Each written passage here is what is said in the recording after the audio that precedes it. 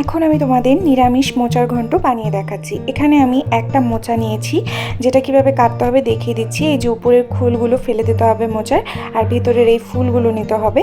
এই ফুলের থেকে সলাই কাঠিয়ে আর নিচের এই সাদা অংশটা ফেলে দিতে হবে। দিয়ে সবগুলো ফুলকে এভাবে বেছে নিয়ে এরকম ছোটো ছোটো করে কেটে নিতে হবে।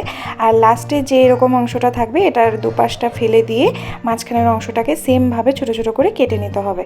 এবার এটার মধ্যে যতখানি মোচা নিয়েছি ততখানি জল নিয়ে এর মধ্যে হলুদ মিশিয়ে এটাকে প্রেসার কুকারে কয়েকটা সিটি দিয়ে সেদ্ধ করে নিচ্ছি ভালোভাবে। যত ভালো সেদ্ধ হবে তত ভালো মোচাটা তাড়াতাড়ি রান্না হবে। তো এখানে আমি জল ঝরিয়ে সবগুলো মোচা নামিয়ে নিচ্ছি। মোচাটা গরম আছে, এই জন্য ভালো করে আমি জলটা চিপে নিতে পারিনি, পরে আরেকবার জল চিপে নিয়ে আমি তারপর দেবো। এখানে সর্ষের তেল গরম করে তার মধ্যে কেটে রাখা আলু দিয়ে দিয়েছি। আলুগুলো লাল লাল করে ভাজা হয়ে গেলে এর মধ্যে দুটো শুকনো লঙ্কা, একটা তেজপাতা আর অল্প একটু সাদা জিরে আর তিনটের মতো কাঁচা লঙ্কা আমি দিয়ে দেবো। দিয়ে আমি ভেজে নেব এটাকে কিছুক্ষণ। তারপরে আমি সেদ্ধ করে রাখা মোচা থেকে জল চিপে চিপে সেই মোচাটা এর মধ্যে দিয়ে দিচ্ছি। দিয়ে এবার এটাকে অনেকক্ষণ ধরে নেড়ে চেড়ে নেব, একটু মিশিয়ে নেব তেলের সাথে। মিশানোর পরে এর মধ্যে দিয়ে দেব পরিমাণ মতো হলুদ গুঁড়ো, পরিমাণ মতো জিরে গুঁড়ো, পরিমাণ মতো লঙ্কা গুঁড়ো, আর দিয়ে দেবো গরম মশলা গুঁড়ো ও লবণ। লবণটা আমি অল্প দিচ্ছি, পরে আবারও দেবো।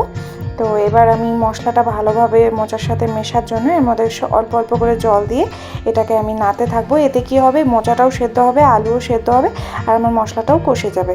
তো এবার আমি অল্প অল্প করে জল দেবো। বারে বারে আমি এটা যতক্ষণ ধরে মোচাটা মোটামুটি মাখা মাখা না হয় ততক্ষণ অবধি ভাজবো। আর অল্প দিয়ে দিলাম স্বাদ মতো লবণ আর চিনি দিয়ে এটাকে নেড়ে চেড়ে দেখো মাখা মাখা হয়ে গেছে। খুন্তি দিয়ে একটু ঘেটে ঘেটে নেব।